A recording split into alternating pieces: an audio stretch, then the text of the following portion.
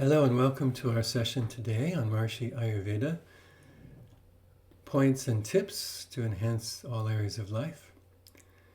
This lesson is a very beautiful lesson from Maharishi's course on good health through prevention, another one of the great 16 lesson courses that Maharishi created in the early 1990s. And this is about metabolizing experience, all experience, into bliss. And first, let's describe what metabolizing experience means. We have any experience, we see something, we hear something, we taste something, and the brain has to metabolize it, has to absorb it, assess it, make sense out of it, and categorize it, whether it's good, bad, or neutral, or anywhere in between. And then our assessment of our experience creates some emotional context and the limbic system of the brain, the emotional brain, and then that is processed, that experience is processed. And it can give rise to an impression and a future desire, or it can be fully metabolized and just give rise to a sense of peace, fulfillment, and even bliss in higher states of consciousness. So let's break that down a little bit from Maharishi in this course on prevention. Maharishi says, the ability to metabolize all sensory experience into the experience of bliss is the ability for prevention. All the five senses, channels of perception, the five senses, must be so clear that all experiences through any of the five senses always inspire bliss. Maharishi looking very blissful here. So if the channels, the requirement then is that the channels of perception are completely clear. And so the channels of perception, the five senses, involve the sensory apparatus, the physical structures, the eyes, ears, nose, and so forth. But on a deeper level, those channels are qualities of intelligence that go out through our attention. They're called rashmis, rays of attention. And they actually enliven the object. And then that response comes back. That enlivenment of the object returns, and then it goes to the brain and is again processed, metabolized by the brain and given a context. And we have to assess what that experience is for us also. So the channels to being clear means not just the physical apparatus has to be clear, but also the mind has to be clear, the intellect has to be clear, the brain has to function normally. So we'll elaborate those points. So just to give a graphic, I'll break down all this text in summaries slides later. But here we see a picture of the five sensory pathways: hearing, touch, sight, taste, and smell, through the ears, the skin, the eyes, the tongue, and the nose. And those all get processed in the brain, physiology.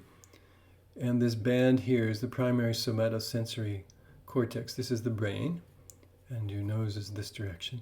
And the blue band here is the primary sensory cortex, somatosensory cortex, where all this information comes in and is recorded in the brain.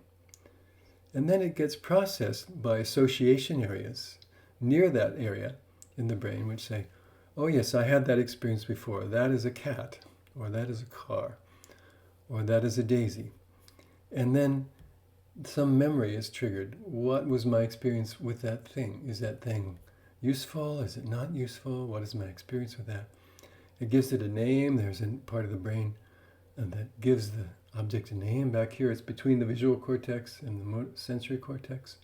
It's a process back here. Wernicke's gives any experience a name. So that's a chair, that's a this, that's a that.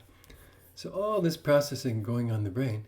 And then it sends it to the executive function, the prefrontal cortex, and that makes the decision. Okay, what do I do about this thing? Anything? Do I enjoy it? Do I run away from it? Do I get closer to it? What? So a lot of processing going on. And then how the brain processes it, then sends those messages to the whole body, to the heart and all the organs and everything, and affects the whole physiology. Every experience affects the whole physiology. So when the brain functions coherently, this is the key thing. brain functions coherently, that means orderliness in the brain. Left and right brain are functioning in synchrony and coherence, which happens, we know, particularly in transcendental meditation. The whole brain becomes orderly and coherent. Then we have clear perceptions and correct interpretation of their significance. It's not foggy and hazy. We see something in a field, where she gave the example. We see the faint outline of a tree. We know it's a tree and not a horse, but it's faint. We don't have much detail, much clarity, just some vague idea. We don't know, is it a pine tree? Is it an oak tree? Is it a spruce tree? What is it? But so interpretation, if the senses are clear and the brain is clear, then we interpret what we've seen correctly. That's important. And then experience the dynamics of intelligence that structure the object. So we see more deeply into that object. Is it symmetrical? Is it moving? Is it animate? Is it inanimate? Does this plant look healthy? Is the sky blue? Is the sky full of smoke? All the values of intelligence that give rise to that object, we begin to see more clearly.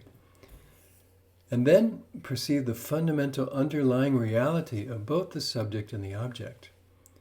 And what is that? What's the fundamental underlying reality of any object is the field of consciousness, the unified field of all the laws of nature, field of consciousness, is that underlying reality, myself and the object.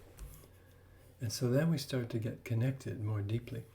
The unbounded awareness of the individual then is not overshadowed when perceiving boundaries. When the brain is coherent, then we have that integrity, and we're not completely overshadowed by some object. We have that inner stability from our regular meditation. And then every perception becomes a prescription for health. Isn't it lovely? A prescription for health. Every experience then becomes nourishing, whatever it may be. And another graphic from the Course, the metabolism of sensory experience by the mind, intellect, and ego. So in this picture, the observer sees the flower through the process of sight. And then, but if the mind is clear and coherent, then one can perceive the surface of the flower and the silent depths of the flower, subtler aspects of intelligence structuring the flower. And so on the surface we have the senses, and then processing the experience is the mind, evaluating the experience is the intellect, and enjoying and relating to the experience is the ego. And again, I'll summarize in this text here. What's crucial here is the role of the intellect. The intellect is crucial in determining the outcome of perception. The same experience may be interpreted in any number of ways. Two people in a room having the same experience, and for one it may be disturbing and the other one is enjoyable. Same experience, same place. But how we see it, is this a threat? Is it neutral? Is it valuable to me? Is it extremely valuable to me? How we interpret it is important. Whatever the conclusions of the intellect, a corresponding reaction will be created in all aspects of the physiology.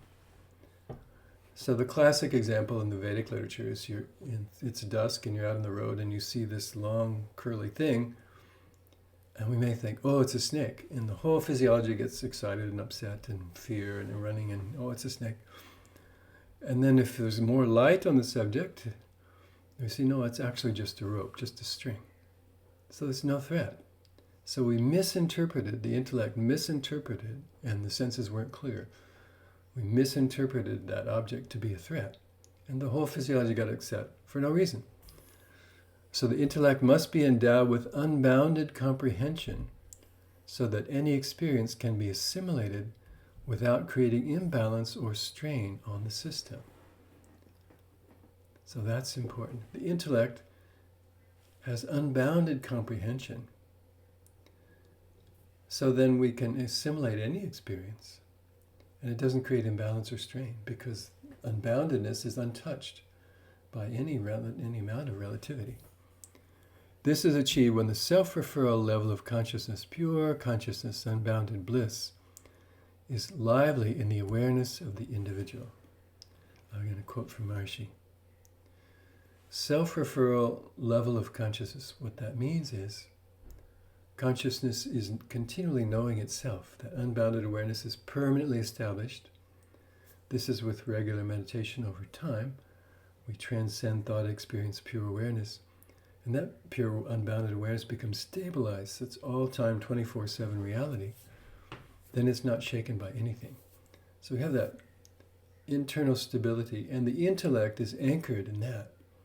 And so it's not thrown off by any sensory experience. We don't get overshadowed by experience. And then we can metabolize everything properly.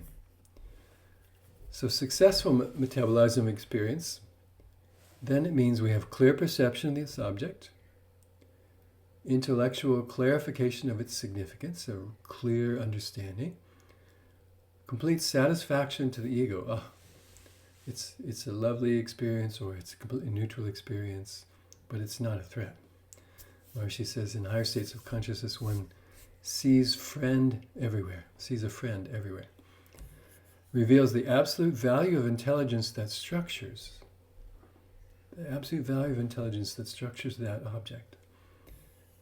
And the object is completely digested then by the subject. Completely digested means we metabolize, we understand, we perceive it, its relationship to us. The whole physiology gets a thrill of bliss and not overshadowed or not threatened. Perception then doesn't bind the unbounded, because we fully metabolize the object in its reality and its relationship to us. And rather, perception reinforces it.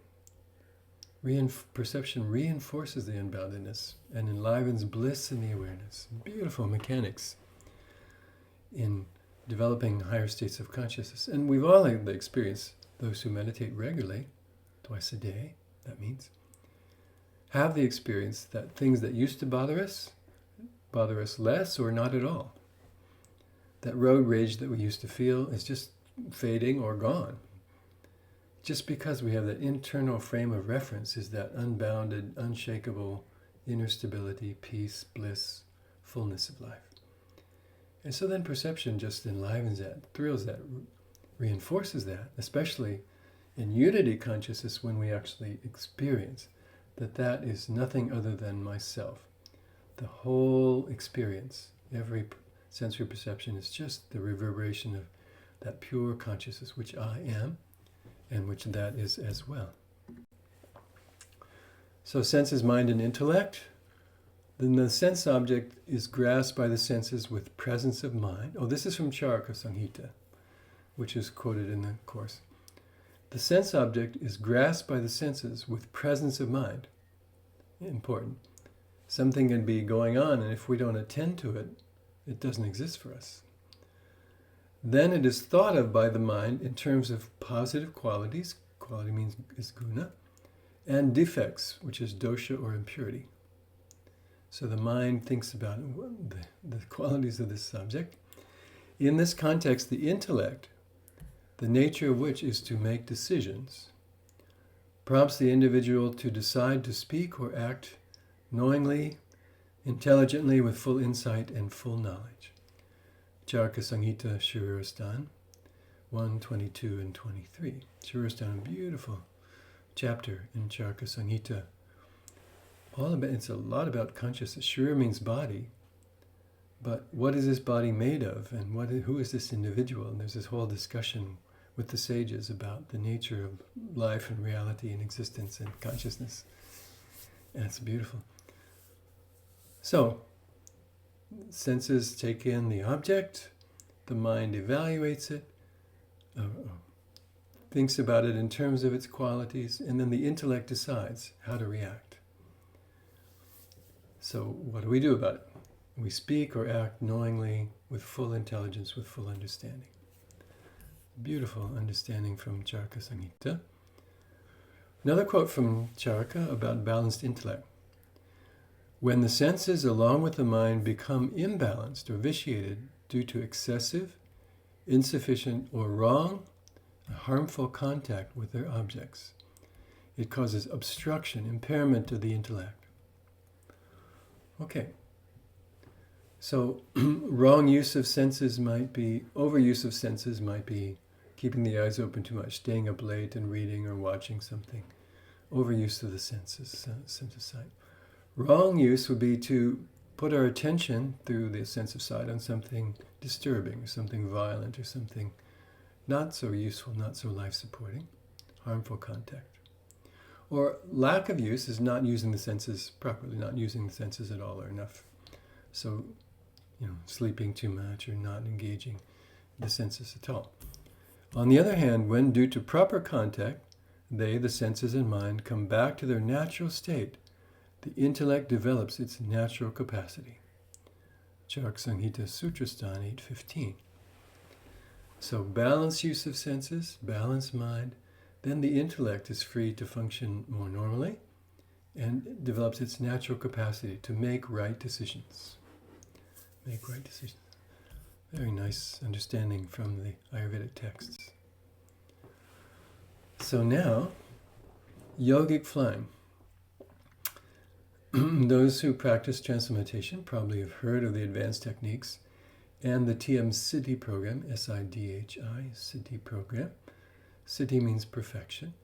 That's the advanced program of transcendental meditation, where one learns to think and act from that level of pure consciousness, thereby helping to quickly stabilize higher states of consciousness, practicing the TM Siddhi program. And one of the TM Siddhi aspects is called yogic flying. And yogic flying, Maharishi says here, develops the essential prerequisites for complete metabolism of experience, optimal brain functioning, and bliss consciousness. Yogic flying places the individual in control of nature's central switchboard, from where natural law governs the entire universe. That's that ocean of pure consciousness. From here, the individual can command all channels of nature's infinite creativity and invincible organizing power of natural law. So here we see some young yogic flyers, and we're in the second stage of yogic flying. Most of us have been practicing. First stage of yogic flying is, the first stage. First stage is mind settles, we practice the technique, and the body lifts up and hops like a frog. It's the first stage. Most of it was in the first stage. Second stage is said to be sitting in the air, and the third stage would be able to travel. And if you look, every tradition, the Chinese tradition, the Buddhist tradition, every tradition, Lao Tzu, every tradition has this memory of this ability of human beings to levitate. And we don't see it commonly these days because psychology estimates we're using a small percentage of our full mental potential. But those practicing TM Siddhi program have this direct experience of this bubbling bliss and the body lifting up a bit. And, the physiology is involved, but it's very blissful. And it's not for that purpose of levitation. The TM Siddhi program is for the purpose of stabilizing, expanding and stabilizing that pure consciousness. That's the real purpose, not to show off any abilities. But it's a lot of fun. It's really incredibly blissful doing yogic flying. So that is a very powerful way to metabolize experience into bliss and to clear all the channels of the physiology. Tremendous brainwave coherence. Not only alpha-1 brainwave coherence in yogic flying, but all frequencies. Alpha, beta, theta, and gamma, all the frequencies of the brain become coherent all over the brain at the moment when the body lifts up in yogic flying. So that's a powerful way to culture the physiology, the mind, the brain, the senses, the intellect, to metabolize experience into bliss. But our transcendental meditation, of course, is a very big step in that direction. So enjoy your meditation and begin to metabolize your experience more and more into bliss.